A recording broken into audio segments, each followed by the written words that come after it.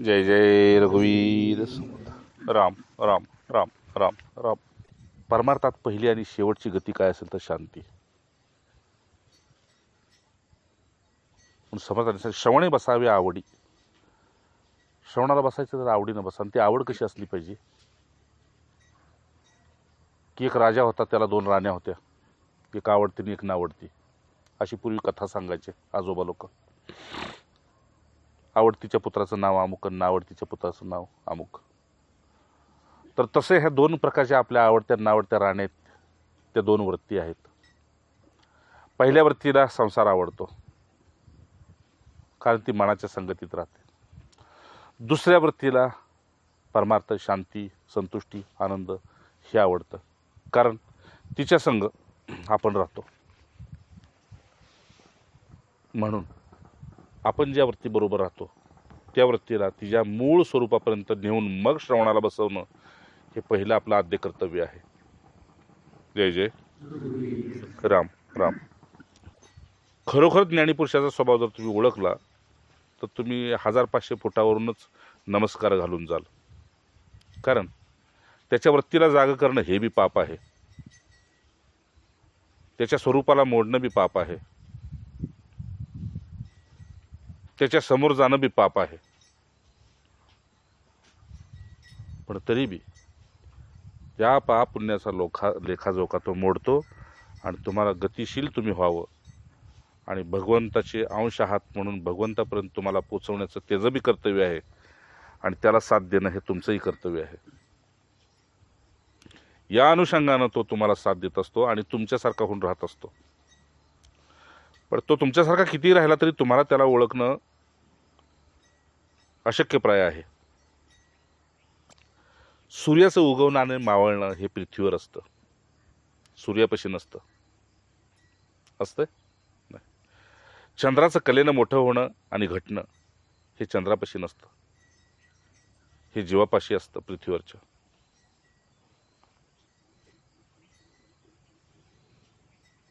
तसं प्रकृतीचा प्रलय आणि प्रकृतीचा विकास हे प्रकृतीपाशी नसतंय, हेही त्या जगणाऱ्या जीवांच्या पाशी असतंय. त्याप्रमाणे खरा साधू असेल भगवत प्राप्ती केलेला किंवा स्वतःला ओळखलेला तर त्याच्याही पाशी जन्म मृत्यू नसतो, जसं सूर्यापाशी उगवणं आणि मावळणं नसतं. पण तरी बी तुमच्या हुकाराला हुकार देऊन ही संसारी गाथा तुमच्यातनं काढण्यासाठी होला हो करावं लागतं. ही संसारी गाथा आहे. म्हणून संसाराची व्याख्या अनेकांनी केली. पण काल एक मला नवीन व्याख्या मिळाली, ती तुमच्या कानावर घालतो प्रसाद रूपात. संसाराची व्याख्या होती की जनरली आपण संसार म्हटलं की नवरा बायको, मुलं बाळं, धन संपत्ती, ऐश्वरी, गाड्या वगैरे हेच आपण संसार म्हणतो. नाही, संसार म्हणजे जो जन्म मृत्यूत अडकलेला आहे त्याचं नाव संसार. जय जय. जिथं जन्माला येतो आणि मरतो त्या स्थळाचं नाव संसार. आणि मगाशी सांगितल्याप्रमाणे ही बायका, मुलं हे माझं आहे, मी हा आहे, मी आणि माझं, याचं नाव आहे प्रपंच. दोन्ही सख्या बहिणीच राहते तिथंच. तर हे सगळं मगाशी सांगितल्याप्रमाणे तुमच्या प्रेमापोटी हे सगळं स्वीकारायचं. अन्यथा चातुर्मासातला अनुभव तो असा असतो की मी कोण याचंच भान नसतं, तर पुढचा कोण हा विषय संपलेला असतो. तो बघताना तुम्हाला दिसेल, खाताना दिसेल, बोलताना तर दिसत नाही, पण बाकीच्या क्रिया होत असताना त्याच्याकडून तुम्हाला दिसेल. पण ते पडिले वळण इंद्रिया सगळं. जसं इंद्रियाला वळण पडलेलं असतं तसं ते होत राहतं, पण त्याच्याशी त्याचा काही संबंध नसतो. जसं ज्ञानेश्वर माऊली म्हणतात, आकाशात काळे पांढरे ढग येतात, नक्षत्र येतात जातात, पक्षी येतात जातात. आता आकाशात यंत्रसुद्धा येतात आणि जातात, पण आकाशाचा त्याच्याशी काही संबंध नसतो. त्याप्रमाणे हा मूर्तिमंत महात्मा, मूर्तिमंत हा भगवत स्वरूपाला प्राप्त झालेला पुरुष जगासाठी देव दुर्लभ असतो, पण भगवंत म्हणतात माझ्या भक्तासाठी तो सुलभ असतो. जय जय. जगासाठी खूप दुर्लभ असतो, कारण जगासमोर तो जगासारखा होतो, जगासमोर जगासारखा होतो. पण माझ्या भक्ताच्या समोर माझ्यासाठी तो सर्वस्व होतो, तो सर्वस्व होतो. तुम्ही मला देव मानलं काय हरकत नाही, तुम्ही मला दैत्य मानलं काय हरकत नाही, तुम्ही मला निंदक मानलं काय हरकत नाही, तुम्ही माझी स्तुती केली काय हरकत नाही. श्रेष्ठता प्रतिष्ठेनं हे सगळं जग भरलेलं आहे, मान मर्यादेनं भरलेलं आहे, ठीक आहे ना, निंदास्तुतीनं भरलेलं आहे. तसंच हे जन्ममृत्यूनं बी भरलेलं आहे. इथं येणं आहे, जसं जाणं बी आहे. या सगळ्यांच्या पलीकडे काय असेल तर सगळ्यांच्या पलीकडे काय असेल तर 3 गोष्टी आहेत. एक प्रेम, दुसरा आनंद आणि तिसरं सत्य. आणि हे केवळ प्राप्त होत असेल तर आपलेपणातून, असं श्रुतीचं हे स्पष्ट मत आहे. हे कशातून प्राप्त होतं? आपलेपणातून. म्हणून ज्ञानेश्वराने आपलेपणाची व्याख्या अशी केली आहे की जसं तुम्ही माझ्या घरी आलेलं आहे आता झोपडीत, तर मी लाख जरी म्हटलं हे तुमची आहे तरी तुम्ही मान्य नाही करणार, नाही का? म्हणून मला तुमच्याबरोबर सोयऱ्यासारखा व्यवहार करायचा असतो, तरच मी सज्जन आहे, तरच मी संत आहे, तरच मी साधू आहे. व्यवहार तुमच्याशी सोयऱ्यासारखं. ही आपली आहेत. सोयरीक म्हणजे आपलं, नाही का? आपल्या भावकीतलं कुणी जरी मेलं तरी आपण ते टाकतो, सोयऱ्यासाठी आपण जातो. आणि शिव ओलांडल्यानंतर ती बाई कुंकू लावते का? सोयऱ्याच्या घरी चाललोय. सुटकी कपाळानं कसं जायचं? तसं तुम्ही साधूच्या घरी असा आला की त्याचं अंतःकरण सुटकी नसतं, मग ते आनंदानं प्रफुल्लित असतं. पहा तुम्ही, माझ्यापाशी तुम्हाला बसल्यानंतर नक्कीच तुम्हाला शांती तरी जाणवली पाहिजे, प्रेम तरी जाणवलं पाहिजे, काय? नाहीतर कुठेतरी सत्याची तुम्हाला झलक आत दिसली पाहिजे, तर तुमचं येणं सार्थक झालं. पण मी तोंडी देखलं बोलत असेल, असत्य बोलत असेल आणि तुम्हाला दडवून खात असेल आणि तुम्हाला विश्वासाच्या नावावर धोका जर देत असेल तर माझं पातक माझ्या माथी जाताना आहेच नक्की. कारण एक तुमच्याशी धोका केलेल्याचं आणि तुम्हाला सत्यापासून दूर ठेवलेल्याचंही पातक आहे. हे मी का सांगतोय? तर तुम्हाला जर सत्य मिळालंय तर ते टिकवणं आता तुमच्या हातात आहे. तुम्हाला जर प्रेमाचं घर मिळालंय तर ते टिकवणं तुमच्या हातात ती गोष्ट आहे. का? तर अगदी तुम्हाला सूर्याला साक्षी, गायीला साक्षी ठेवून, तुमच्या साधन तपाला साक्षी ठेवून सांगतोय, त्या पुरुषाचं जगणं हे फक्त गुरु आज्ञेतून, भगवत आज्ञेतून जनासाठीच असतंय, म्हणजे भगवत भक्तासाठीच असते, स्वतःसाठी नसते. सर्व देवतांचा सुद्धा परमश्रेष्ठ जर कुणी असेल, सर्व देवतात परमश्रेष्ठ कुणी असेल तर तो सतशिष्य मानला गेलेला आहे. कारण प्रत्येकाला कला आहेत, पण सतशिष्याकडे कला नाही, ठीक आहे ना? कारण कलेचं येणं जाणं होतं, पण सतशिष्याची शरणागती, ठीक आहे ना, सतशिष्याचं दासत्व ह्याच्यातलं येणं जाणं नसतं. तो मिटलेला असतो, संपलेला असतो, पण त्याच्यात येणं जाणं नसतं. म्हणून त्याच्या मुक्तीची चिंता सद्गुरूला कधीच नसते. त्याच्याकडून इतरांच्यासाठी चिंता असते. केव्हा ह्यानं इतरांना पार करावं, यानं स्वतःसाठी, आता स्वतःच्या मोक्षासाठी मरू नये, खपू नये. कारण तुला एक भोंजा मी आता पोहोचवलेला आहे, एका निश्चित ठिकाणापर्यंत तुला पोहोचवलेलं आहे. आता तू पळवाट करू नये, आता तू दुसऱ्यासाठी जगावं. तुका उरला उपकारापुरता, बस. म्हणून मागं परवा तुला एक वाक्य सांगितलं तुलसी रामायणामधलं, रामकथा अतिसुंदर कर तारी. इथंच बसून सांगितलं तुम्हाला वाटतं की भगवत कथा, गुरुकथा, संत कथा, रामकथा, शिष्यकथा ही इतकी भारी असते की तुमच्यातलं पाप गायब करून टाकते. काय? पाप गायब करते. कसं? कर ताळी, म्हणजे हातानं टाळी वाजवली की तुम्हाला बंदूक मारून पक्षी उडवावे लागत नाहीत, दगड मारून उडवावे लागत नाहीत. कर तारी ही कथा इतकी सुंदर आहे की भगवंत म्हणते भक्त कथा करतो का नाही ती माझी असते. भगवंताची भक्त कथा करतो ती माझी असते. ठीक आहे ना. पण भक्ताची कथा जिथं होते की नाही तिथं स्वतः मी असतो म्हटले. म्हणून मला कितीही कितीही कितीही तोळ्याची किलोची ग्रामचे कुंडल घाला, मुकुट घाला, हाती कंगन घाला, काय वाटेल ते घाला आभूषणाच्या रूपात, पण तरी सुद्धा त्या सर्वापेक्षा परमश्रेष्ठ काय असेल तर जसं एका तुळशीपत्रावर श्रीकृष्णाचा तराजू खाली आला आहे की नाही, तसं एका फक्त भगवत भक्ताच्या स्तुतीनं मी सहज कोणाचा बी होऊ शकतो. म्हणून ज्याला खरोखर मी मागेही सांगितलं, ज्याला खरोखर उंची गाठायची असेल की नाही त्यानं आपला एखादा असा संत निवडावा. जसं मी तुम्हाला शंकराचार्यांच्याबद्दल प्रेमानं सांगतो, इतर कुठल्या संतांच्याबद्दल सांगतो किंवा कोणाच्याबद्दल नाही. राम असो. काकांचा प्रश्न असा आहे, सविकल्प, निर्विकल्प व सहज या अवस्थाविषयी थोडा फरक सांगाल का? नक्की. जय जय. पाणी घेतलं तुम्ही? कुणाला घ्यायचे? अच्छा. सविकल्प समाधी. नारायण. सविकल्प समाधी कशी असते पहा. एक सात्विक कल्पना आहे, एक राजस कल्पना आहे, एक तामस कल्पना आहे की नाही. 3 प्रकारच्या कल्पना आहेत, 3 प्रकारचे लोक आहेत.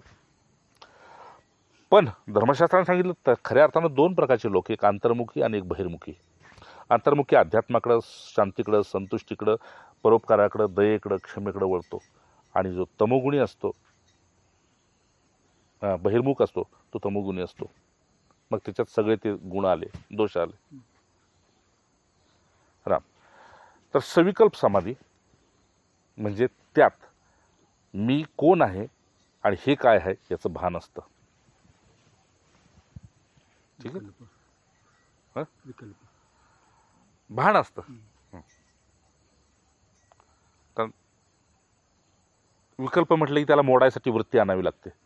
पण हे भान असतं तुम्हाला की मी ह्या सागवानाच्या स्थानी बसलोय आणि मी आता समाधीस्थ आहे आणि दिवसा बसलोय किंवा रात्री बसलोय आणि माझी ही जात आहे, माझं हे नाव आहे, देहावर मला आल्यानंतर ओ द्यायचं आहे. ही सविकल्प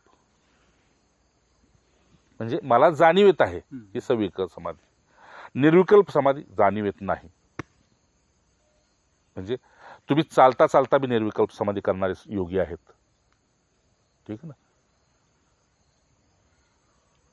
तर म्हणून ते हित नाहीत असं नाही, संसारात बी आहेत ते. म्हणजे निर्विकल्प म्हणजे कुठल्याही प्रकारची भूत भविष्य वर्तमानाबद्दल विचारधारणा त्याच्याकडे येत नाही, येऊ देत नाही. कुठल्याही कल्पनेला तो बळी पडत नाही. आणि सतत जसा सुषुप्त अवस्थेतला जीव कसा असतो, सुषुप्त अवस्थेतला म्हणजे त्याच्यासाठी स्वप्न बी नसतं आणि जागेपण बी नसतं, असा एक सुषुप्त अवस्थेतला जो पुरुष असतो तसा हा महात्मा असतो. म्हणजे ही सृष्टी तर आहे, आहेच्या ठिकाणी आहे, पण त्याच्या दृष्टीपुढे ती सृष्टी नाही आहे. अशी एक त्याची सुषुप्त अवस्थाची म्हणजे समोरच्या व्यक्तीकडे बघत असून त्या व्यक्तीला माहीत असतं हा आपल्याकडे बघतोय, ती व्यक्ती हसत असेल पण याच्या चेहऱ्यावर कुठलीही क्रिया प्रतिक्रिया नसते. म्हणजे ती व्यक्ती समोर असून नसल्यासारखी असते. ही निर्विकल्प समाधी. तसंच स्वतःबद्दल तो देहात असून नसल्यासारखा आहे, तो जीवात असून नसल्यासारखा आहे. त्या पुरुषाला कुठलाही धर्म नसतो. मग तो पीर, पैगंबर, अवलिया काही असेल, कुणी असेल. ठीक आहे. आणखी निर्विकल्प श्रेष्ठ समाधी महापुरुषांच्या वाणीत ऐकलेली सांगतो. निर्विकल्प समाधी म्हणजे वर्तमानातच जगतो, उद्याचा विचारच करत नाही.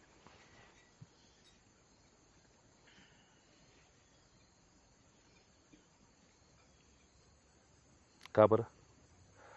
तर मगाशी सांगितल्याप्रमाणे सूर्याला जसं उगवणं मावळणं नसतं, तसं ह्या पुरुषापुढे भूत भविष्य नसतं, फक्त वर्तमान असतं. पण सत्य वर्तमानातच असतं, भूत भविष्यात नसतं. त्या सत्याचे आपण अंश आहोत का ते सत्य आपण आहोत हे आपण अवस्थेपर्यंत सत्याचा अंश आहे असं म्हणायचं असतं, आणि अवस्थेच्या पलीकडे स्थितीत गेलो की ते सत्य मी आहे असं स्वीकारायचं असतं. समजते ना बाळांनो आपल्याला का नाही? समजते ना? आत्ता जर तुमचे वडील जिवंत असतील तर तुम्ही त्यांच्यासाठी मुलगा आहात, पण वडील नसतील तर तुम्ही कुटुंबासाठी वडील आहात. ठीक आहे ना? हे जसं तसं अध्यात्मामध्ये आहे की पुन्हा या अवस्थेला तुम्ही गेल्यानंतर देवता तुम्हाला प्रणाम घालतात, संत सिद्ध महामुनी सगळे मोठ्यातले मोठे तुम्हाला नमस्कार घालतात. जसं मी तुम्हाला सांगितलं त्या दिवशी शिपलागिरी महाराजांनी ज्यावेळेस ह्या 8 गोष्टीचा स्वीकार केला आणि पुन्हा अस्वस्थ झाले, तेव्हा सगळ्या सिद्धांनी त्यांना नमस्कार घातला की चला आता हा आपल्यात आला, आपल्यासारखा झाला. ह्याला घातलेला नमस्कार म्हणजेच तो आता आपल्याला घातलेला आपण नमस्कार आहे. म्हणून पूजा पाठ ध्यान धारणा जे काय तुम्ही करत असाल, तिथून उठल्यानंतर मी तुम्हाला एकदा सांगितलं होतं, आता पुन्हा सांगतोय, तुम्ही तुमच्याच पायाच्या अंगठ्याला वाकून नमस्कार घालत जावा आणि हे पाय माझ्या गुरुचे आहेत हे हृदयस्थ स्वीकार करा. हे शास्त्रोक्त सांगतोय तुम्हाला, ते पाय माझ्या गुरूंचे आहेत. जसं गायीच्या पायाला स्पर्श केला तर आपण असं समजतो की 33 कोट्या इष्टदेवतेला नमस्कार घातला, नमस्कार पोचला, नाही का? अग्नीला दिलं तर असं समजतं की सगळ्या देवतांना मिळालं. तसं तुम्ही तुमच्या चरणाला नमस्कार घातला संध्येनंतर, साधनेनंतर, तपस्येनंतर, तर तो तुमच्या गुरूंना पोचला. राम, ही सहज अवस्था तुम्हाला ज्यावेळेस येते त्यावेळेस त्या आनंदाला व्यक्त करण्यासाठी त्रिलोकीमध्ये तुमच्या सद्गुरूपेक्षा कोणी इतका प्रिय जवळचा नसतो. तुमची पोचलेली अवस्था बघून, पोचून सुद्धा तुम्ही सहज अवस्थेत तुम्हाला पाहून आनंद व्यक्त करणारी एका गुरुशिवाय कोणी नसते. त्याला जेवढं कोड कौतुक वाटतं तेवढं कुणालाही वाटत नाही. तुमच्या आप्त इष्टांना काय कुणालाच नाही, तुम्हाला सुद्धा एवढं वाटत नाही. इतका तो आनंदी होतो. म्हणजे तुम्हाला सांगायचं म्हणजे तुम्हाला जर पुत्र झाला तर तुम्हाला किती आनंद होतो ते तुम्हाला माहित आहे, पण तुमच्या 1000 पट तुमच्या बापाला आणि आईला आनंद होतो. का? तर आपल्या घरात बाळगोपाळ आला. आता आपण वैकुंठीचा मार्ग धरायला मोकळं झालो, असं जुन्या माणसांची म्हण असायची. काय बघितली नातवंड परतुंड बघितली, आता आपलं सुखानं देह ठेवायला मोकळं झालो. का रे, मग एवढ्यातच जीव अडकला होता का? नाही. आमची आई म्हणाली होती मला, कधी ज्या दिवशी शेवटच्या दिवशी कोमात जायच्या आदल्या दिवशी मी तिला भेटलो नाही का, सकाळी संध्येनंतर 10 वाजता मंदिरापाशी, मी तिला मिठीत घेतलं आणि आईला नावानं हाक मारली, बोल सुशाबाई तुला काय पाहिजे? काही नको बाबा म्हणले. म्हटलं महाराजाला आरतुर बोलते, जय जय नाही म्हणले, काय सुखी आहे बघा सगळं. नक्की म्हणलं, तरी बी काय माग? म्हणले काय नको. तरी बी काय माग? म्हटलं अहो नको म्हणले. काय? पुन्हा आवाजावर बोलायला लागली. तरी बी काय माग? म्हटलं पण आज असं का म्हणले, एवढा हट्ट केलाय तुम्ही? मला नाही माहित म्हटलं, पण तरी बी तू काय माग? तर म्हटले काय मागू? मी काय बोलतोय ऐका आता. काय मागू म्हटले, देवानं 6 फळं दिली, म्हणजे 3 मुलं आणि 3 मुली, आज सगळी डोळ्यासमोर जिवंत आहेत. ह्याच्या पलीकडे म्हणले काय पाहिजे? तुम्ही फळलेली फुललेली बघती म्हणले, आणखी ह्याच्या पलीकडे काय पाहिजे? दुसऱ्या दिवशी अटॅक रात्रीच आला. 18 दिवस कोमात, मोक्षदा एकादशीच्या दिवशी निर्वाण केलं. इथून संपला प्रवास. शेवटी आई ती आईच, जिनं जग दावलं नाही ना, आणि जिनं देव दावला नाही का, त्यांना तसं वागायला भाग पाडतात ना कुटुंबातल्या लोकांना भगवंत. म्हणून तर आपल्याला उपरती येते. नाही तर आपण असे निर्लज्ज आहोत की आपण दुःखी कशानं होणार आहे? कशानंच होणार नाही आपण. का? विमूढ आत्मा आहे ना, म्हणजे त्याचा मीपणा कधी हटत नाही ना, मग कशाने आपण सुखी होणार आहे? राम, तर निमित्तानं सांगायचं तुम्हाला, ही सहज अवस्था समजली आणि ही निर्विकल्प समजली. या सगळ्याही पेक्षा आणखी एक बेस्ट अवस्था आहे जी फक्त गुरु शिष्यात असते. ठीक आहे ना, त्या अवस्थेचं नाव आहे मुकावस्था. मुकावस्था म्हणजे डोळ्यानं बघून मुका, काय कानानं ऐकून मुका, आणि त्यांना नमस्कार करून बी मुका, सगळ्या बाबतीत मुका. फक्त बघतोय बस. आणि बघता बघता अशी एक अवस्था येते की ते मीच आहे आणि मी तेच आहे, ते मीच आहे आणि मी तेच आहे. हे का सांगितलं तर वेदाचे जी 4 महावचनं आहेत त्यातली 2 महावचनं ही परमश्रेष्ठ मांडलेत. ते गुरूंच्या तर मी तुमच्याकडे फेकली जातात आणि उदार अंतःकरण तुमचं बघून तुमच्याकडून पुन्हा गुरूंच्याकडे फेकली जातात. ते म्हटले सत्पुरुषाला प्रारब्ध नसते. हे कसं काय? संत आपले म्हटले, तुका म्हणे भोग प्रारब्धाचा हरिकृपे त्याचा नाश होईल. हे एक सूत्र नाही का. आणि पुन्हा आणखी ते म्हटले, आम्ही प्रारब्धाच्या नावानं बोंबा ठोकत नाही, प्रारब्धाची भरती आमचे पोट. हे दुसरं.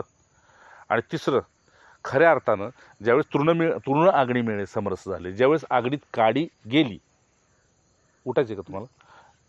काडी आगणीत गेली की तिची राग होती की नाही?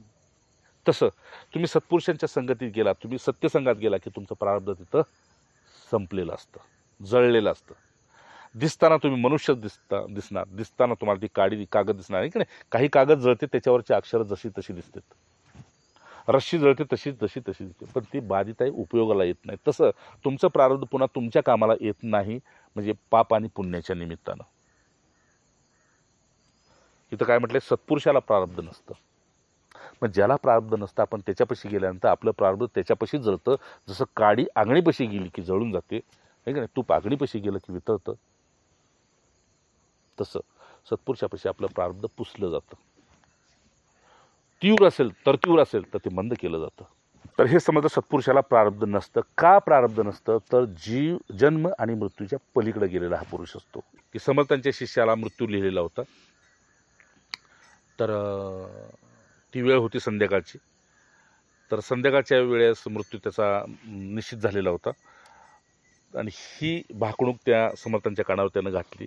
समर्थ म्हटले, काय हरकत नाही, मी एक रिंगण आखतो, त्यात सकाळपर्यंत बाहेर पडू नकोस, पण एवढंच कर. ते रिंगणात बसले, आरडाओरडा रात्रभर झाला, सगळं तमाशा झाला, तरी सुद्धा म्हटले, तुझी एकच काम आहे, जे सीतेनं केलंय ते तू करू नको, बस, बाकी काय नाही, जे सीतेनं केलंय ते करायचं नाही. मग ते रिंगणात बसून राहिला. नंगा नाच झाला भूतांचा किंवा काय जो आसुरी शक्तीचा, ते काय बाहेर पडला नाही. आणि बाहेर पुन्हा आला सकाळी. रामाची पूजा झाली समर्थांची आणि पूजा आरतीनंतर समर्थांचं जपानंतर बाहेर आले. आणि बाहेर आल्यानंतर पुन्हा कोण आहे घेऊन बघा की, बाहेर आल्यानंतर मग त्यांना सांगितलं, म्हणले की हे तीर्थ घे आणि बाहेर ये. मग जलशुद्धी केली, बाहेर आले आणि जा म्हटले, तुला ज्याने मृत्यू सांगितला होता किंवा जे काही त्याच्यापाशी जा आता. पण त्या पंडितांच्या पाशी ते गेले. पंडितांना आश्चर्य वाटलं, म्हटलं हे तुझं कसं काय, हे कसं काय? तर त्यावेळी मनाच्या श्लोकातलं ते वचन होतं, गजेंद्रो हां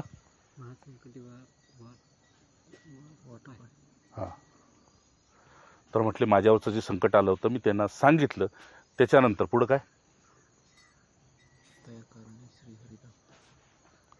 गजेंद्रासाठी जसं श्रीहरी धावला तसं म्हटले माझ्यासाठी माझे सद्गुरू धावले आणि माझं प्रारब्ध पुसून टाकलं.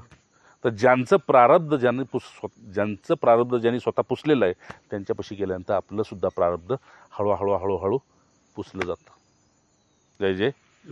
दुसरं उदाहरण माऊलीने सांगितलंय की जर उघड्यावर कापूर ठेवला, नाही जाळा तरी हरकत नाही, पण तो कालांतराने तुम्हाला दिसत नाही. तसं आपलं प्रारब्ध पुन्हा आपल्याला आणि इतरांना सुद्धा दिसत नाही. जसं वाल्याचं प्रारब्ध त्यांच्या गुरूंनी पुसलं, तसं तुमचं आमचं प्रारब्ध सुद्धा हे पुसायला लागलेले आहेत. जय जय नारायण. आणि तिसरं आहे चित्ताचा त्याग कसा करायचा. तर हे आपल्याला त्या दिवशी सांगितलं दत्त जयंतीला, त्याचं उत्तर आलं. पण तरी बी एकदा पुन्हा सांगतो, चित्ताचा संबंध कशाशी आहे तेवढं तरी सांगा पटकन, वेळ होईल. चित्ताचा संबंध कशाशी आहे तर जुन्या संस्काराशी आहे, जुन्या संस्काराशी. आणि जुने संस्कार प्रकृतीतून उत्पन्न झालेले आहेत, आहे की नाही, हे तरी बरोबर आहे की नाही. मग चित्ताचा त्याग करायसाठी आपण जरी प्रयत्न केला तर त्याच्यासाठी एक चित्तच लागतं, नाही का. काटा काढायसाठी एक काटा लागतो, प्रेम करायसाठी एक स्त्री लागते, पण त्या स्त्रीवर प्रेम करण्यासाठी आपल्यातली एक स्त्री जागी करावी लागते, पुरुष नाही. पुरुष कधी प्रेमळ नसतो, पुरुषातली स्त्री प्रेमळ असते. तसं तुम्हाला हे चित्त नष्ट करण्यासाठी एक दुसरं चित्त लागतं. ते दुसरं चित्त ज्यावेळेस सद्गुरू कृपेने तुमच्याकडे येत जातं सत्वगुणातून, तेव्हा ह्याचा नाश होत जातो. जय जय. म्हणजे खोऱ्याचाच दांडा काय करतो माहितीये का, एका बाजूने खड्डा काढतो दुसऱ्या बाजूने खड्डा मुजवतो. उत्तर कळलं का तुम्हाला? खोऱ्याचाच दांडा आहे ते खोरच आहे. ही कुणीतरी ते खड्डा आधी खांदलेला आहे, ते खोऱ्यानेच खांदलेला आहे. पण हिकडचा खड्डा मुजवण्यासाठी तिकडचा खड्डा, तो खड्डा पडतोय ते बघत नाही, ही खड्डा मुजतोय ते बघतोय. तसं सद्गुरूंच्या कृपेनं तुम्ही चित्त आपलं कसं मुजतंय ते बघायचं. समजतंय ना तुम्हाला का नाही? इकडं खड्डा आहे पण तिकडं खड्डा पडल म्हणाल तर मग इकडचं मुजणार नाही. तसं गुरुकृपेने ह्या चित्ताचा नाश होतो आणि ते जे चित्त आपल्याला मिळतं ते सद्गुरूकडून मिळतं. मग ते कुठलं चित्त असतं तर ते सत्वगुणातून जन्माला आलेलं चित्त असतं. पुन्हा त्या चित्तानं खड्डा तुमचा मिटला, पुढे आहे का, ठीक आहे ना, खड्डा मिटला की जसं पुन्हा खोरं आपण कुठं आहे तर ठेवून देतो, म्हणजे आपण मोकळं होतो. तसं ते चित्त पुन्हा गुरुना अर्पण करून आपण मोकळं व्हायचं असतं. जय जय. श्रद्धा सुद्धा तुम्हाला गुरूंच्याकडून आली, तिचा वापर करून घेतला, गुरु तुमचा प्रेम विश्वास निर्माण झाला, गुरूंच्याकडून शांती आली की ते पुन्हा त्यांना अर्पण करून टाकायचं असतं. तुम्ही म्हणता ना तुभ्यमेव समर्पये, जे काय असेल ते देवा. आता तुला आवाहनम, ते कुठले तुमचे क्षालन मंत्र आहेत ना, क्षमायाचना मंत्र, ते 5-7 आहेत, त्यात सगळी ही व्याख्या केलेली आहे. अशा प्रकारे तर ही तुमच्या तिन्ही प्रश्नाची उत्तरं संपली.